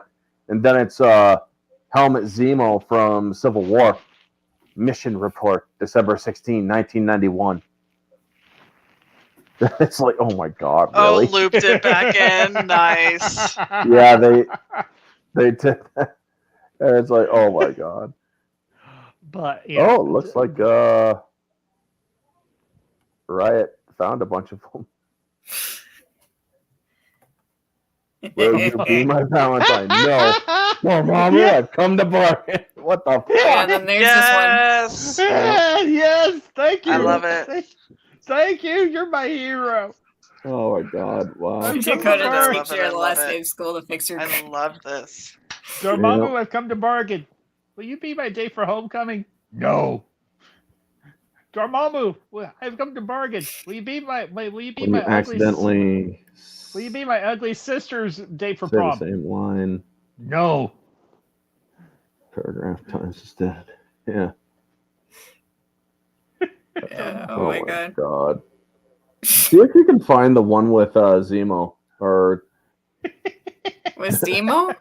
yeah, with Zemo or say Dormammu, I've come to bargain Zemo. Okay. Zemo. Baron Zemo. Oh, Put not Baron an Zemo I. might be better. Because it should drop as like December 16 or Mission Report, December 16, 1991. It is so, or it's an older one, but Okay, Baron. yeah, Zemo. yeah. That might, or no. Should I have love been the one straight for up. Pawn Stars. I love the best I can do is $5. Yeah. I come to bargain. The best I could do is $5. But yeah, but anyway, they did have it. Trust me. Dormammu, Okay. I'm coming to bargain. Best I could do is $5. Pawn Stars. Okay, I'll stop sharing. Maybe if I find it, I'll share it in the Yeah. chat or something. But yeah, I really, and also to not put too much or too fine of a point on it, this is the first major bad guy in the MCU that doesn't die That's true. at the end Oh of yeah. a movie. True. Well, I mean, true. Caecilius dies, but Caecilius isn't necessarily the bad guy. He's just He's the pawn. He's the henchman. He's the henchman. Right. He's one of the guys to move the plot along. Yeah, the henchman. Or actually, no, wait. Second bad guy to not die because Zemo doesn't die. Loki. Well, Loki, we All thought right, Loki, died. fine. Yeah, Loki Well, no, counts. Loki He was does the main eventually villain die. of Thor. Loki does eventually die. It takes him like 17 movies, but Exactly. yeah, he but does. eventually does die. He He eventually eventually dies. dies and then Hero. comes back. But here's the thing: he dies a hero, Yeah. and then a variant Yeah. survives, and we all love the variant, especially when it's a variant of a character we love. Yeah, Yeah. finally died a hero. Yeah. But yeah, how would you guys rate it out of 10? We'll start with Kate.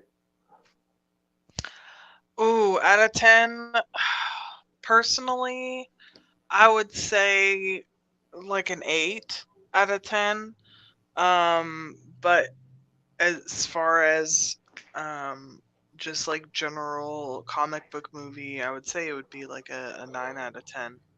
All right. Okay, I But think yeah. I found it. All right. Yes. Yes. Let's see it. Yes. Yes. Yes. Send it and put it in the. It's a put it in the So group put chat it. later, We want to Brian. see it. We No, want we're it now. putting it right up here. We wa- I love it. Yep, there you go. What do you want? Mission Report, December 16, 1991. Yes. That is so Now- freaking great. That is it, too. Yeah. I love it. Yes. Yes. Now, right? Make sure you put that in our group chat on Twitter. Yeah. Okay, Definitely. I'll If put you it in the if you group chat. don't, we can no longer be friends. We will Shush. have. Okay, we will have- Anyway. I'll put it in the group. Riot, how would you rate Doctor Strange? So I did watch the animated movie. So I felt like, okay, watching this movie, it's a very solid, I think, 8 out of 10. That's what I give it. You know, it's entertaining. There's actually a lot of rewatch value, to be perfectly honest. You know what? The acting was great. The choreography top notch. I do love, like, while there is like trippy effects and stuff like that, like it's not too much. It's not a visual overload on the brain. Um, my thing is that I discovered that um the animated movie, the 2007 one, I think it was Lionsgate, if I remember correctly. Probably. I did his origin a bit better, where he actually has a sister, and so he becomes a doctor for her, and because she has like this malignant brain tumor, and so like she actually it was his first patient, and she passes away on the operating table. And so that's kind of what breaks him, and then basically like how you see him as like in the movie where like he's only taking patients, like not risking stuff like that, and being like an like a real jerkwad about it, is basically how he got to that point from like the anime movie. So like I think like the origin for him in the animated movie is just a little bit better in that regard. I feel like, rewatching this, I'm like, you know what? That dead sister of his, that's what's missing from this from like the beginning.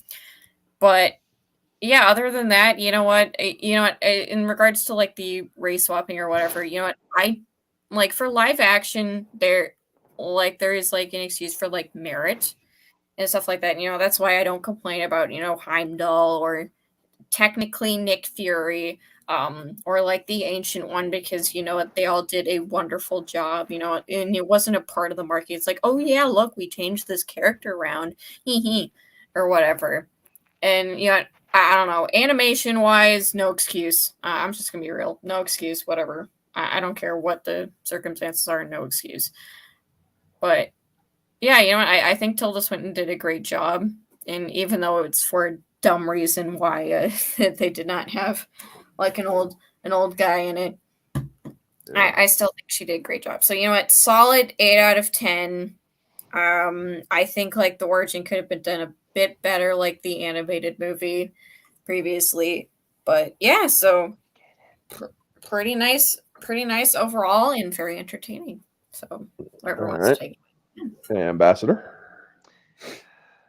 This movie is a 10. It's a solid origin story. It's got great performances. It's got great visuals. It really opens up an aspect, as I mentioned at the start of the stream tonight, an aspect of the Marvel Universe, comic or cinematic, either way, that I absolutely love. As I've said before, I love the mystical and I love the space stuff. I love all of that when it comes to the Marvel Universe, and who better to do it with than the Sorcerer Supreme, or who will be eventually the Sorcerer Supreme, or the Sorcerer Supreme second in command, because he gets dusted and Wong becomes the Sorcerer Supreme. Either way, it doesn't matter. This movie, you couldn't have asked for a better cast. You couldn't have asked for better direction, better writing, better CGI, better everything. The mid-credit scene between Thor and Strange is wonderful. Even though the end credit scene doesn't go anywhere, it's a nice little scene or anything. We get to see Mordo one more time. Maybe we'll see him again in the main universe. Who knows? But this one thing we never commented on, I wish we had, the soundtrack. I love the soundtrack, especially for the end credits and everything, or for the closing credits of the movie. It's got that mystical / 60s psychedelic vibe to it, and I absolutely love it. And I think we all should. I wish I could have a cloak that made me fly. Screw the sun. I don't need a sun. Just give me a mystical cloak that makes me fly and makes me look awesome and will kick ass when I can't. You know what? I remember as a kid, I had this red blanket, and then like I actually pretended where it's like okay, like I am like superhero. I am invisible. Nice. And like I could command it on me. So it's like this was before Doctor Strange, but yeah, I was like, you know what? I was just reminded of that. And not to mention, for a time, it gave us one of the greatest memes in internet history. Dormammu, I've come to bargain. Yep. So, So, that's my thoughts. as for me, objectively, this movie is about an 8 out of 10. Subjectively, I put this movie at about a 9.5 out of 10. I completely enjoy this movie a lot. There are a couple things that I would do a little bit differently. I'm losing a freaking nerd here. There we go. She's back. And moviegoer it is 10 out of 10. It keeps you in your seat. So this is our thumbnail for next week's Guardians of the Galaxy Volume 2. The reason why we go heavy on the blue is because Rip to a certain Yondu? character. Yep. R.I.P. Yondu. Rip. R.I.P. Yondu. We'll be having that in the Yeah. chat next week. Or hashtag R.I.P. Yondu.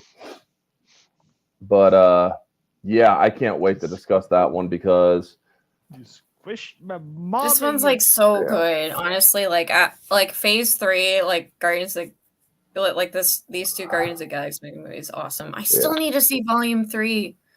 Volume 3 comes out on Blu-ray 4K next month. I refuse to watch it. I know it does. I'm Well, like, that's should your I loss in buy our it? game. You stick in the mud. Well, it's not only that. I don't like animal abuse. Fair enough, but Am still, the movie's I good. the only I one heard who I wasn't, heard like, nothing but super good on things board about with Volume Volume 3. 2? Say what? What? Kate? I'm sorry, Kate. You were a bit robotic there. Oh, I'm sorry. I was Yes, saying we can hear you. I might be the only one who wasn't like super on board with Volume 2. No, that's fine. I mean, I'll say it's not the best movie, but we'll discuss it when we get there. But That's okay. yeah, thank you to everybody in the chat. Yes, we love you guys. We got Price is Right. We got Miss Martin Miss Martin Muses, we got Muses, Vanya, Geek Detective Pierce, Sexy Goth Girl, Christian Vanya, Freights, Anime Christian Night. Freights, NB Geeks, Anime Night, and Darth Gutierrez. And yeah, that is all. So thank you to all who watched. Y'all have a wonderful night. And thank you to all the panelists for showing up. Yep. Hopefully we'll have the full crew with us next week. Anyway, folks, have a wonderful night. And always remember to stay humble. Dormammu Say have come bye. to bargain. Yep. And also go to Come to bargain. bargain.